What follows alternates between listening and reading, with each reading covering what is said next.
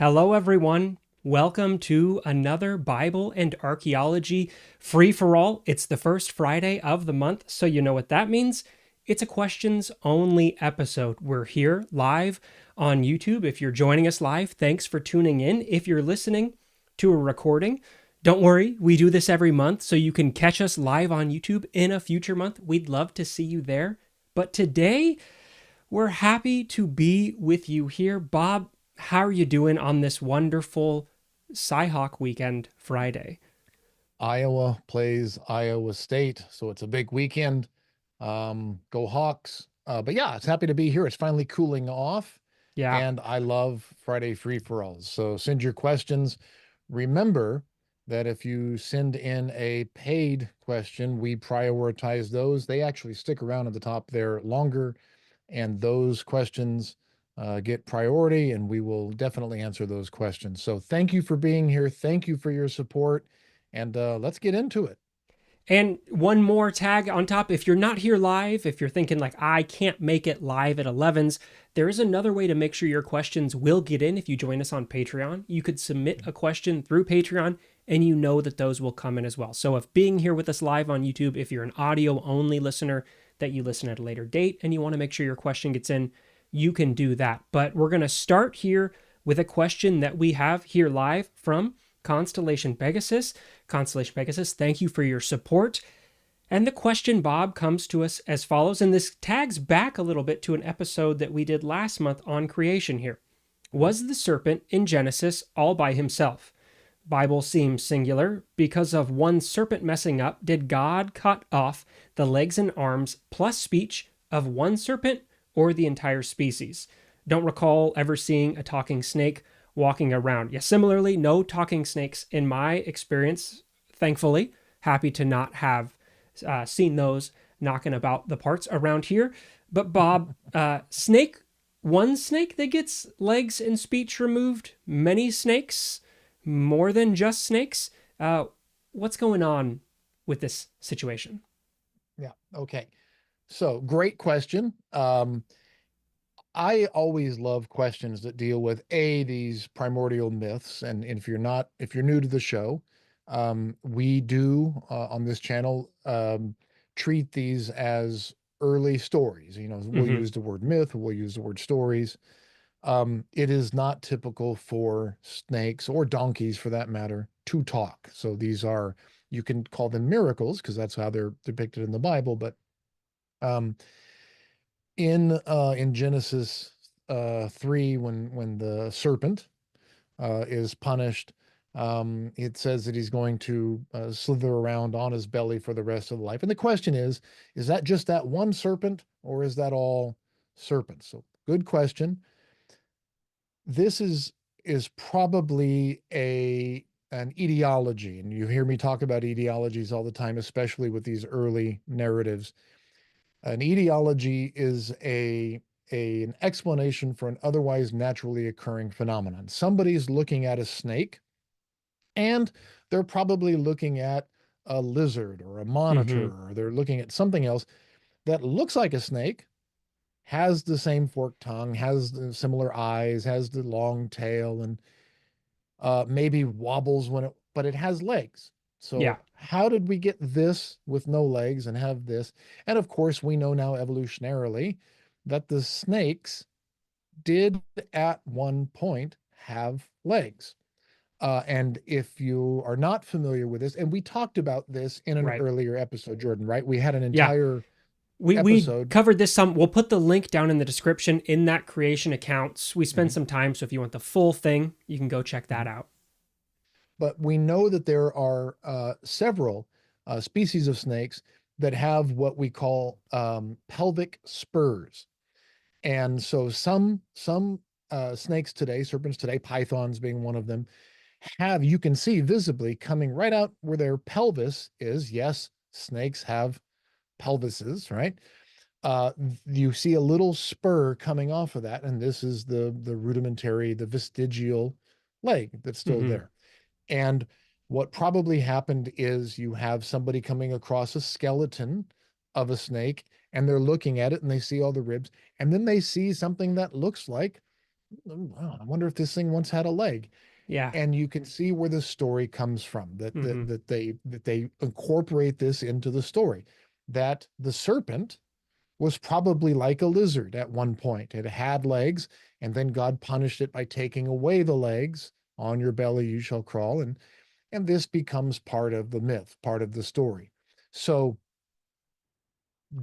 then, right, and this gets into genetics, and from that point forward, because it happens to one, does that become part of the? It's a miracle. It's a story. So this is just, they didn't understand how this worked, and so that becomes house snakes. Why snakes don't have, yeah, they didn't know about evolution via natural selection and stuff. So that's how snakes, and why they don't Here's have why. limbs. Yeah. But it's probably goes back to, they've seen lizards, they've seen these other relatives that have the legs, these don't.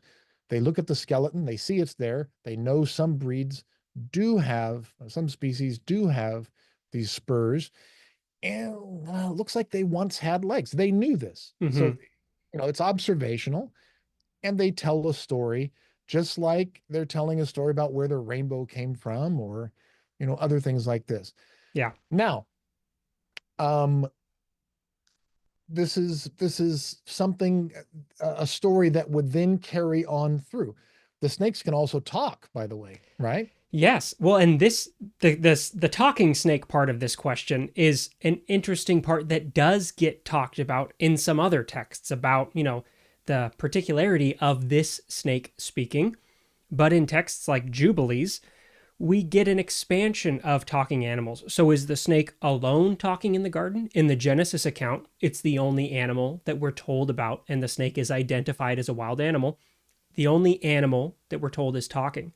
But in Jubilees 3:28 says that on that Mhm. day was closed the mouth of all beasts, cattle, birds, and of whatever walks and whatever moves, so they could no longer speak, for they had all spoken one with another with one lip and one tongue. So Jubilees Mhm. says all the animals, everything in the Right, created order could talk, and then the right, serpent does the serpent's thing, and as a result, speech is taken away from everybody.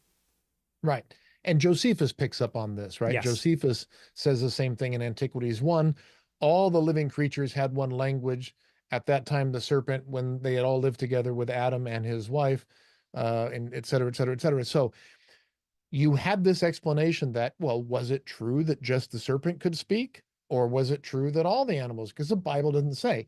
So when Jubilees comes along and rewrites this stuff, or is it possible that Jubilees is just another version of the Hmm. Genesis account? We don't know if it's a rewrite or a second version, but their explanation is no, all the animals could talk, but this was taken away. And Yeah. why do we think that all the animals could talk? They'll probably looking at the Balaam story, right? There's a When donkey Balaam is that's riding talking. on, yeah, I mean, Balaam's riding on his donkey, and he's, come on, why won't you ask, why don't you get going? And the donkey's like, can't you see what's standing right here? And he's like, what I always like is Balaam's so frustrated that he's not surprised that the donkey's talking, right? Yeah. He's Yeah. not surprised. Animals just talk, right? And so Jubilees comes along with the explanation, this etiology that, well, yeah, of course they all talk. Hmm. This isn't a miracle. Well, animals talk, Hmm. right? It's like a Disney movie, right? Animals It's the just, nice, yeah, nice right, Disney right, scene in the garden. They're all hanging out. Everyone is friends. Everybody's chatting.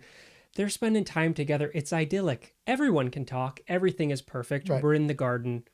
No big deal. So, Talking snake, leg snake, no problem. but this is the explanation, and many people aren't familiar with Jubilees. Jubilees is this non-canonical book, but if you're familiar with the Dead Sea Scrolls, this is one of the books that we have copies that they have there.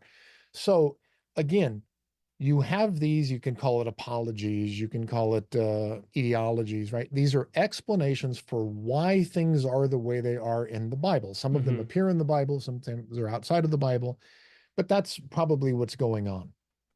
So, Constellation Pegasus, thank you for your question. If you're interested in some more, dealing with the serpent here, we do have an episode where we talk about that. We'll put the link down in the description. Some of those questions, like the serpent and Satan connections, we get into all of that there. So, I'd say go check that out if you're interested in hearing some more about that.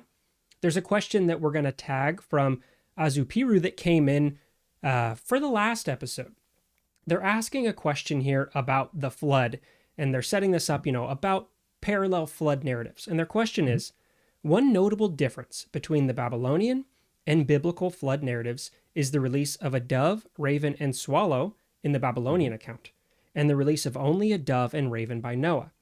What motives might scribes have had for reconstructing the story in removing the swallow and placing the time of events during the Zodiac period of the swallow, which they necessarily would have known from Babylonian captivity? So I think first, right, we do have to acknowledge they're putting up here multiple flood accounts. There are multiple flood accounts. There's also multiple flood accounts in the Bible. So Correct. this question of the birds, the dating here of placing this, that's a tradition that, puts it in the Zodiac period of the Pisces. The Pisces is connected with the swallow. Is it possible that after the Babylonian exile, right, they're asking, is it after the exile? They know this, and so they're taking a shot. They're taking a shot here at this, making a polemic argument by leaving this out. It's possible. That's on the table. But I think it's a sophisticated question. It right? is. It's layered. The dating can check out depending on the month and the way that lines up. So that's an option. And the Bible is not above making these kind of polemical arguments or taking shots in this way. It's absolutely fair game. I argue this all the time. The Bible loves to not only take polemical arguments, these arguments, Judah versus Samaria, right? They take it against, all of their neighbors, right? All of Israel's neighbors are the product of some illicit sexual activity, right? Yes. So, they're doing this all the time. Lot and his daughters. Right. But even down in the Second Temple period, they're always taking these shots at the other peoples. We know that happens. We know that this happens. But this is a sophisticated Azupiru. Great question. The idea that the swallow is associated with Pisces in the month of Tevet, by the way, great research going into this question. And the question is essentially, are they taking a shot by removing the swallow? I think many viewers aren't aware, maybe you're not aware, that there was a flood narrative that precedes the biblical flood narratives. Yes, there are two flood narratives that are kind of woven into each other. And again, the example I always give to demonstrate that there are two flood narratives is, how many animals were on the ark? Is it one pair, male and female, or was it 7 pair of clean and 1 pair of unclean? As if they would already know what an unclean animal is because they haven't been given those instructions, but oh well. And the answer is both, right? We have one verse that says pair, male and female, and the other one that says 7 clean and 1 pair of unclean. And the reason for that is you have 2 different stories that have been kind of zipped together. Yeah. All right. So there's 2 flood narratives, but there was also this flood narrative. There are actually multiple flood narratives that preceded it. One of these being the Babylonian flood narrative, which has so many parallels with the biblical flood narrative, including the releasing of these birds. And that's what Azupiru is talking about. Yeah. Noah, in the flood narrative, as we have it canonically in the Bible, releases a dove and a raven. In the Pishtim one, he releases a dove, raven, and a swallow. Fascinating, right? You have to send the birds out to see if they can find anything and come back. They're like your scouts. Right. The question is, did the biblical flood narrative leave out the swallow as some kind of polemic against the Babylonians? It's a great question. It really is. It's a very informed, very smart question. What do you think? And then I'll tell you what I think. I think we have to deal with it in 2 phases. One of the first sources that we're getting, and then maybe one of the redacted version. Because from the sources side, when we have the doves and the raven, those come from different traditions. The raven comes from the P source, that in the P source, just a raven is sent out by Noah to check. And in the J source flood account, the doves are sent out. So in those, we're going from the 3 birds of the Babylonian down to just 1 type. But in that final zipped together version, we are getting the swallow left out. And so we're keeping the raven part from one tradition, we're keeping the dove, and neither one of them mentioned the swallow, and we're not going to deal with either part. So is it possible that that later phase, they knew the other tradition and they said, we could bring the swallow in, but we're not going to? It's possible. But if they're just looking, if they're trying to preserve what they have with minimal changes and bring these things together, that could be a reason why they leave them out as well, I think. Yeah. And I think you're right there. I think what you've got is you've got two different stories, one the J source, one the P source, and they're each choosing one bird. Now, you can argue that one chose the raven, one chose the dove, and notice that neither of them chose the swallow. Yes. You could make that case, but I think what it is more likely is that they chose a dove, they chose a raven, and that the aggregate, once they sewed these two stories together, again, in exile, when these are being redacted and when these are being edited, that the aggregate of these two stories being brought together creates the um the semblance. It creates the notion that this third one is deliberately being left out, when in reality, what they were doing is choosing one, and this one's choosing one. Now, you could argue, well, they both chose dove, but in the redaction process, they switch one to raven, so as to deliberately. It's absolutely It's possible. possible. Yeah. But I think what's going on is they each chose one, and the aggregate makes it look like there was a vacancy where the swallow was. But and this is all credit to the highly informed question. If we were doing a documentary on television, we go, we'll leave it up to you to decide. You know, we don't it's know, a great right? question, and it touches on, you know, just one of these parallels and differences that happen. If you're interested in reading more about this, Nahum Sarna has a great book, Understanding Genesis, that talks through some of these parallels and differences. I know there's an article out there as well, The Motif of Releasing Birds in A&E Flood Stories, that talks through some of this. So Azupiru, you might be interested in some of what those texts have to say about this as well. But thank you. Yes, a great question. Absolutely possible. But see how you feel, read through some things. Let us know what your thoughts are. Do you think it's an intentional shot? Is it just the preservation? But thank you so much for your question. Bob, I got another question here from JC. Is there a reason that first Enoch from Qumran Scrolls used saffron in the Nard of Saffron construction, while it was Karkam in songs? So, JC, thank you for your support. Thank you for your question. Is this one that you know off the top of your head, or is this one that we might have to do a look? And I think JC asks us a lot of these questions like this, right? Giving me homework to do. And this is another good homework question, JC. So thank you for the support. So for those of you who aren't familiar, when First Enoch is written, and this goes for also some of the actual biblical books in the scrolls, oftentimes you get a pretty word for word copy. You get a pretty word for word retelling of the story, but every once in a while they'll change a word, or they'll change something. And we never know if they just think of that as a synonym. Just maybe they're just updating a synonym to a more commonly used phrase. Or maybe they're replacing it with something that they think is more appropriate, because this thing has fallen out of favor. So we don't know whether they're trying to update it, whether they think this is a synonym.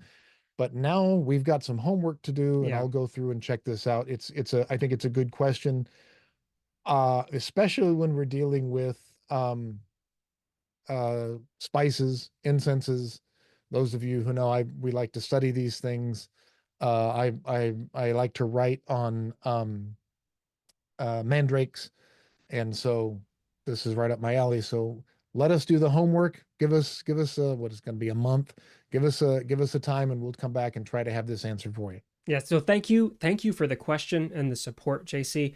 We have a follow-up from Constellation Pegasus here, Bob. talking about a rabbi yesterday explaining why God wanted to kill Moses. So this is that Zipporah at the end story where Moses, after the Yeah, burning bush, sure. before returning back. This is a story a lot of people aren't familiar with, where there's this moment where God maybe wants to kill Moses, and an intervention that happens, Uh-huh. and saying they use the Mishnah and other texts outside of the Torah. Right. Said the Torah does not have enough information to explain. Why do we need extra texts to explain the Torah? And well, and this is one of those, if you're looking at the story, it's just like stuck in here. You're Right. dropped right into the beginning and then you're kicked out at the end. And there is no explanation. And this is a text that scholars wrestle with this like bridegroom of blood language.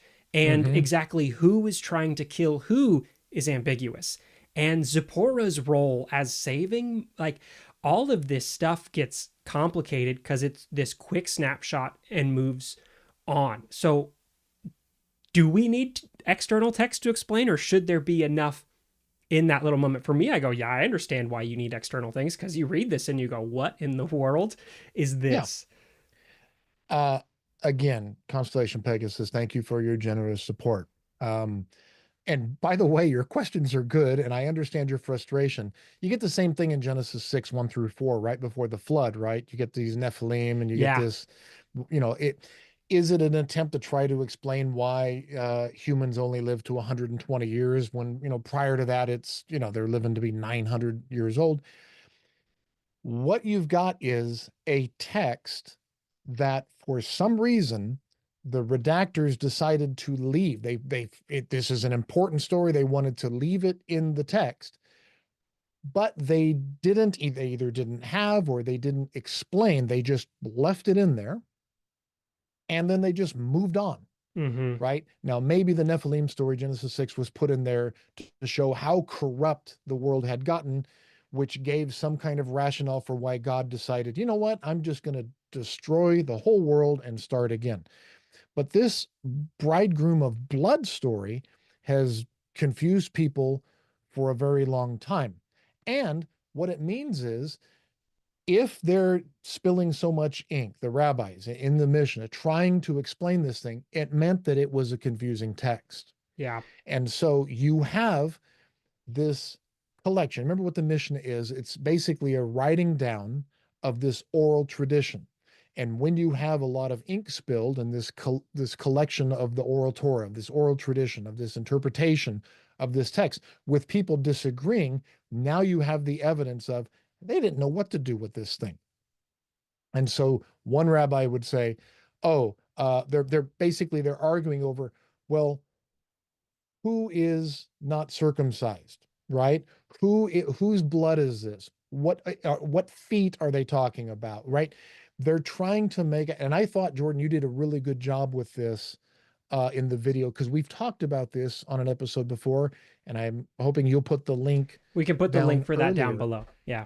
But this clearly has something to do with the notion that circumcision is such a central part of the early Jewish identity, right? Well, the Jewish identity today, even, but of this identity, and that for them coming out and then it not being a part of it, right? Abraham going all the way back. This was the thing, and yet it hadn't been done. And Moses, right?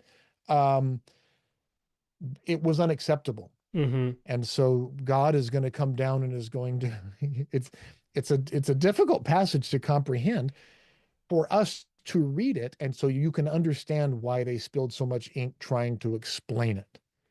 And the fact that we still aren't quite sure how to interpret this just shows you how difficult it was to explain in the Mishnah, in the Talmud going on back then. It's definitely a weird one, and it gets connected to, with this. Some look at the firstborn situation and the circumcision here, and is this another, if we're looking back towards some of that sacrifice of the firstborn, potentially we're gonna get the firstborns and the plague in the Exodus accounts. Is this before, and we have the circumcision standing here taking the place of that? Correct. This is a symbolic sacrifice. That's another reading that can come into that as well. So yeah, Right. a complicated question. Right. That is an interesting thing to grapple with because there just isn't a lot. There isn't a lot there. Right. But we do have a video. We spent a lot of time on this, and we'll put the link down in there. Please go watch that video because Jordan spent a lot of time looking into this text. It's a very difficult text. It's a hard one to understand. Uh, but yeah, you're dealing with a very upset deity Yeah. who is apparently going to kill Moses, and his Which wife is a comes in. problem of like Right. Moses is going to do a lot of stuff. So we've got to do some explanation for suddenly Moses, the one sent to deliver, is going to be killed before any delivery. Right. Big mood and swing. and and for what? And his wife comes in and saves the day. And what specifically did she do to save the day? And Mm-hmm. how is this representative of it is just one of those weird, let's just admit it, it's a weird passage, and Yeah. that's why they spent so much time uh attempting to explain it. Yeah. So Constellation Pegasus, again, thank you for your question. We appreciate it. Got another question here from JC. Any thoughts on Ezekiel 9:2, where the Peshitta and Septuagint agree on the mistranslation of the SPR root as sapphire? And so this reference from Ezekiel 9:2, the NRSV translates it as, and 6 men came from the direction of the upper gate, with faces north, each with his weapon for slaughter in his hand. Among them was a man clothed in linen. In a writing case at his side, they went in and stood beside the bronze altar. And I know this is a question JC had asked before, and in that question they'd said some of the translation here about a writer's inkhorn and this connection with a belt of sapphire that gets translated. And so what's the connection here between books, scrolls, writers, and sapphire? And so this is one I know we had responded to some from before I had in the comment that Ezekiel makes 3 references to this in Ezekiel 9, 2, 3, and 11, with how this root gets translated and whether it should be known as the writing case, whether we get the sapphire belt. And so it's one, Bob, that if as you're looking at this, any thoughts that immediately jump into your mind? I'm just firing up Accordance here. By the way, Oak Tree, is it Oak Tree, Oaksoft? Accordance is the software that I use. One of these days, we'll just do a show on Accordance and the power of this software. But if you don't have Accordance, go get this thing because you can just pull up on one screen the Hebrew Bible text, the Septuagint text, the Peshitta, the Samaritan Pentateuch, the scrolls, everything on one text, and just do a comparison. And Halot or BDB or whatever dictionary you're using, plus all the English translations. Yeah, it's a which is great the tool. homework. Yeah, which is the homework that I'm now doing based on this question. So I think you've addressed as much as we can address right now. But yeah, this is something that we'll have to go in. Please know that the Septuagint, I've said this 100 times here, doesn't always get the translations right, and the Peshitta will oftentimes follow the Septuagint's translation, although it sometimes will actually get the translation right from the Hebrew and not go, and not follow the Septuagint. Josephus often follows the Septuagint, I think more often than not with the Yeah, Hebrew, except when he really wants the Hebrew's translation. So yeah, this goes down into where these traditions come from.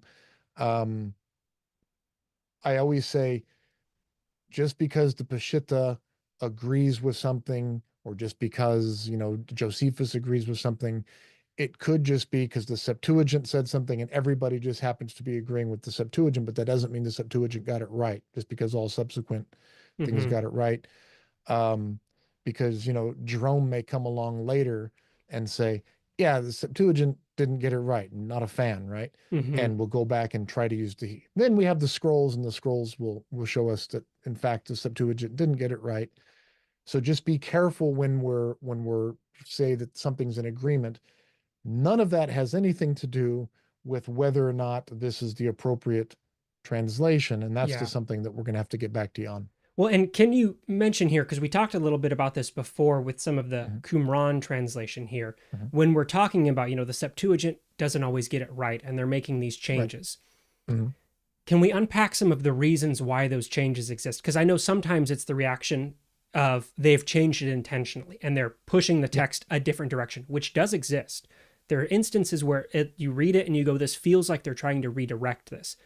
But Yeah. outside of that, what other possibilities exist for why those translations differ that readers should be aware of when they're reading this? Because it's Sure. not always a malicious change here that's happened. Right. No, and this is, go get Emmanuel Tove's Yeah. volume on Textual how criticism scribe of the Hebrew Bible, that one? yeah, text criticism and how these redactional changes and how these editorial changes take place. Sometimes it is, I won't say malicious, it's a mean word, but sometimes it is deliberate. Yes. That's a Sometimes great word. the redactors are making a deliberate change, Mm-hmm. and sometimes they're doing this deliberate change because they're just trying to update the language. This word we don't use anymore, so we're going to use a different word. Sometimes it is theological. They're trying to fix a theological problem, so we don't like what this says, so we're going to change it. Yeah. Bart Ehrman talks about this when the New Testament all the time. They, it says, and after 3 days, Jesus, why I will rise. And Mark says this, but Matthew and Luke are like, that's not what happened. So they say on the third day instead of after 3 days, right? So they'll change just little things just to make it. That happens. That happens in the Hebrew Bible. That happens from the Hebrew to the Septuagint. This is one of those, I Other, think one of the great examples is that sons of God to sons of Israel change that the yeah, Septuagint no, makes. There's moments of theological discomfort. Yeah. they don't like it, and they use the process of translation to fix a theological problem. Other times, it's late at night and the candle's getting dark and the sun has gone down, and Dalits do look like Rashas sometimes, and they make a typo. It's Mm. with your hand, right? But they're copying, and they miss a letter, right? They're trying to, the Samic, is that a final mem or a Samic? And they just copy the wrong letter, or they see the wrong letter as they're transcribing it into the Greek, Or they hear the and wrong thing. they hear the wrong thing if they're, because that's another way to copy it, right? Somebody's reading it and they hear, oh, it must have been a Samic, but it's a sin, and that makes it a different word, and they're just not thinking, and they're going through. Other times, changes to the text can take place when a scribe will make a note in the margin. By Yeah. the way, today we call this, um, the marginalia, right? And the next guy who's copying that document will think, oh, that's not a marginalia. He just left that out, so I should include that. And now the text just got longer. So there's lots of reasons why the biblical text changes over time. But what we need to be honest about is the text changes over time. It changes within the Hebrew. It changes from translation to translation, Hebrew to Greek. This is all fact. We can lay them next to each other. The other one, by the way, the most common, I think, is that the whoever was making this particular translation didn't know what that word meant. Yeah. And Just, I don't know the vocab. I'm not up to whoever he date was, on my vocab and I've got to make a substitution.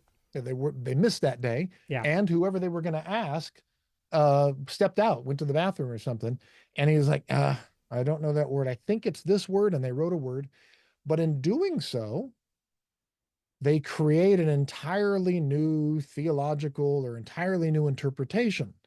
So if you don't use the right word for young woman, now all of a sudden you got a virgin Mm-hmm. given birth, right? And Yes. that becomes a new tradition. Or maybe they wanted to uh, do something like this because that was part of that was acceptable now that you're in the Hellenistic period, Yeah. because that's part of the mythology within Hellen. So there are many, many different reasons why translations get muffled, right? Get take place. And there was the Bruce Metzger book has this. The Bruce Metzger book, a lot of times for the New Testament. Um, uh, I forget the four things, but he lists them in the title. And then the Emmanuel Tove book, that's criticism, walks you through how you all get them in the Hebrew Bible and how you get them in the translation. Yeah, I think it's a great thing to walk through because it is complicated, and sometimes I think more complicated than is presented, where an argument gets made of, oh, this has changed to this, and here is the reason why, and one option is being selected out of a multiplicity. And so typically scholars are wrestling through, and when they're making one of these arguments for it's changed because of this, they deal with, I don't think it happened this way for this reason and this way for this reason. But that doesn't always come across when we're just reading and you Right. see a difference. Same thing with English translations, where a preference is being given to one manuscript over another and Right. variations happen, that those things sometimes happen in the footnotes and aren't so clear. Right. And keep in mind the answer that maybe some of you watching are shouting at me. This is what we call the apologetic answer. Yes. It's the conservative. It's the I won't say fundamentalist, but it's the apologetic answer, and that is no. They use that word because that's the proper translation. That's the one that God wanted used, and this is the way it's supposed to be. This is the Mm-hmm. way it ought to be, right? And you can always argue that it's a theological document. People believe this document to be inspired by God. And so if it's in there, it's supposed to be in there. By the way, this isn't just a modern evangelical conservative Christian argument. Don't just Correct. blame them. This is a rabbinic argument, right? You have a lot of explanation in the rabbinic text for why there's an extra yod in there, right? Why is David spelled one way, just dalet vav dalet, right? And why does it have the plain A yod in there sometimes? They have explanations for why things are spelled differently, or why they're. It's because God wanted it this way. Mm-hmm. The Shekinah comes in and does. This is not. We cannot just blame conservative Christians for everything. That's not how it works. This goes back to the 2nd century BC, right? There are theological motives in all parties for doing this. The Syriac Christians made changes, right? You see them in the Peshitta, you see them in the Aramaic Targums Mm-hmm. as things get translated from Hebrew and from the Septuagint into Aramaic. Sometimes they want to make a little change and they ramble off these. Make an This is why addition. Christian Brady does this, and he wrote his dissertation on the, I think it's a Targum of Ruth, Ruth? and Ruth 1, right? You start off with this Yeah. massive story about the 10 famines, and they just dump it in there, right? They want to, it's a sermon basically. There's lots of reasons for adding these things. And of course, the apologetic answer is always, that's what God wanted in there. As a critical scholar, no, but it is a theological document, and the theological preservation of this, you're going to find this in the rabbinic text and the Christian Mm-hmm. text. That's always a possibility. It's not Yeah. one that I argue, but that's But what a it's, lot of people believe. Yeah. and I think that sets up well another question here from Constellation Pegasus Mhm. regarding the rabbi turning to some of the commentaries to explain a potential hesitation before going back, and that, having to turn to those things, that those commentaries are looking towards these texts that are difficult, to these textual Mhm. variations, Mhm. and picking an interpretive lens to look at this and make an explanation over whether it's a word change, like JC is talking about, whether it's explaining a Mhm. difficult story. That can be something you agree, because commentaries also differ, right? You pick one and it'll give you one explanation, you pick another, because they're arguments, they're interpretations. So you're making a selection in that process. Yeah. Uh, Constellation Pegasus, again, thank you for the question. Thank you for the support. And he brings up Constellation Pegasus brings up a very good point. And that is this. Uh, we always talk about, critical scholars versus conservative scholars, or today. This is the same with rabbis, both today, modern, right, and in antiquity. Rabbis disagreed with each other in antiquity too, right? The house of Hillel, the house of Shammai, and that's why in the Talmud and you have all of these different blocks. And Rabbi so and so said in the name of Rabbi so and so that this, and somebody else would say, actually no. So this is how it should.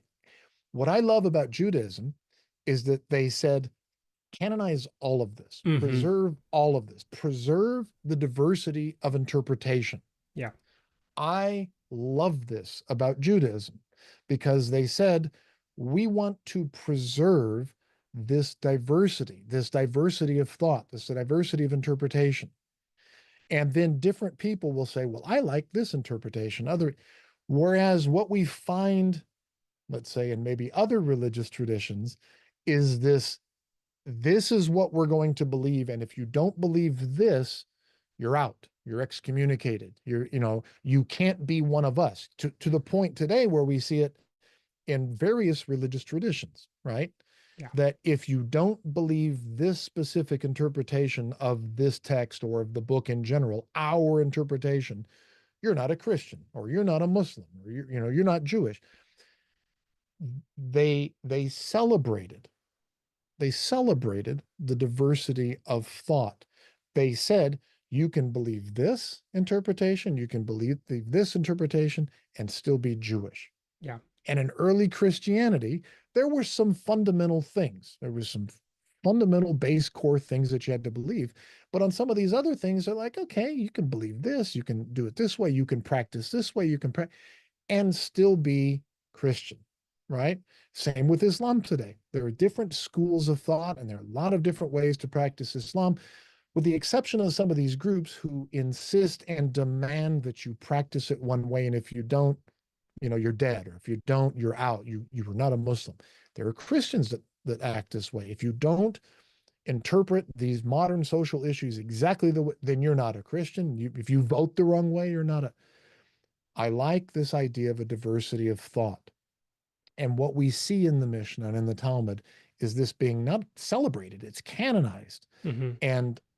And I like that, especially on difficult texts that they didn't know what to do, right? Yes. So they just said, here are all the possibilities, and they went with that, and they celebrated that, they canonized that, they made sure to enshrine that in these texts that then become the official commentaries of the Bible. And then people who go to study the Bible, the Hebrew Bible, study the Mishnah, study the Talmud, right? They study these different texts, which is exactly what happens with people who study Christianity, right? They study the church fathers, they study these early writings. The people who study Islam, they don't just study the Quran, they study the Hadiths. They study these interpretations of the text so that they can see the diversity of thought. Yeah. And this is what we try to do as scholars. This is what I try to teach in the classroom, is that there really is more than one way to practice a faith tradition. Yeah. And it's those who insist on doing it one way that we need to be careful of. And I think the questions that we're getting today are great examples of just a couple instances of these types of stories or passages that are why this exists and why these conversations are necessary, because it can also exist that you have grown up with one interpretation because of the community you grew up in, and you haven't heard another one, and you've been siloed off, and that conversation can be beneficial to all parties in expanding what other things exist there. Like this other question from Constellation Pegasus regarding the creation of evil and whether this gets changed and you need a devil now, right? When we're talking about the serpent's not Satan in Genesis. Right. That's an interpretation that comes in later. And we have this question of evil that theologians wrestle with. Does God create evil?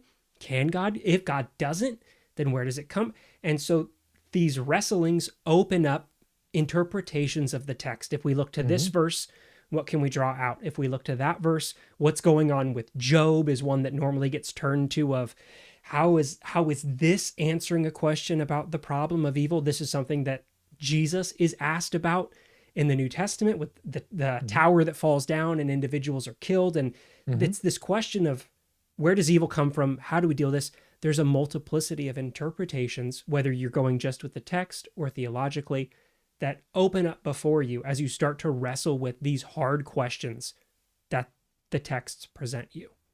That's right. I've never done this before, but I just put a heart on that question about does God create evil? Because viewers of this show, longtime viewers of this show, know that I talk about this a lot, because I'm like, of course he does. Isaiah 45 says that he does. The prophet Isaiah says, in the name of God himself, I, the Lord, create evil. Wheel and woe. Wheel and woe, Bob. It's wheel and what? English versions of the Bible go out of their way to try to say that it doesn't, I create Ra, right? But that becomes a problem as you move on. Mm-hmm. If you're truly a monotheistic faith and there's one God's responsible for everything. The problem is that later on you have the introduction of this figure, the Mm-hmm. Satan, and this figure gets blamed for all the evil, even though Isaiah 45 is still there. Isaiah 45, 5, 6, 7, somewhere in there, where God is saying, I do all things. I, the Lord, do all things. And he lists them night and day, dark and light and evil and good. And I always point out that in Qumran, it's Ra and Shalom, right? It's Ra and they make a change at Qumran. They don't like this at all, but they changed the word Shalom to Tov, right? Yes. They have no problem with Ra, but they changed the word They because it's balance evil. the And parallel. these kind of questions are what we should be looking at, right? It's for me, it's the beauty of the text. It's the wrestling. It's the struggling with the text. That's what we should be doing. If you approach the biblical text as I want a rule book and just tell me what to believe, I think it'll end up letting you down. Whereas if you approach this text as what a fascinating, old, beautiful collection of ancient Israel's attempt to wrestle with their identity, with their deity, their ups and their downs, and this collection of their morals, their values, what's happened to them, and then as Christianity offshoots from this, and what they believe and how they interpreted this, and you try to glean from that how we ought to treat each other today. If you treat the book like that, wrestling with God, wrestling with good, how should we? I think the book has so much more value than just trying to treat it as a rule book. By the way, if you try to treat it like a rule book, you cannot do it. I think Paul has something to say about this, right? Apostle Paul, you can't do it. It's going to let you down, and you're going to end up cherry picking things. Yeah. You're going to eisegetically read into it the things that you personally already believe, and it won't work. So I I I love this question on good and evil. We've had videos on it before. We'll put that one Yeah, we'll put that in one the in the links description below. too. Yeah.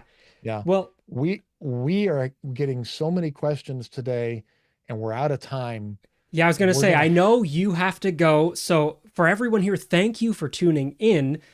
If we didn't get to your question, if you didn't get to ask your question, put it in the comments. Send us an email. Our email's in the description, Bible-Archaeology. You can join us on Patreon and send a question there to be included in next month's Free for All. JC, we'll come back to your questions next month. Yep. I got them Yep. down, so we'll make sure we return Yep. to those. But for today, Bob, is there anything you want to mention before we wrap up? Any question that was put in here that we didn't get to, including JC's homework question, but any question that we didn't get to, that will be at the top of next month's Yep. free for all. We'll put it at the top of next that's where we'll month. begin. Right.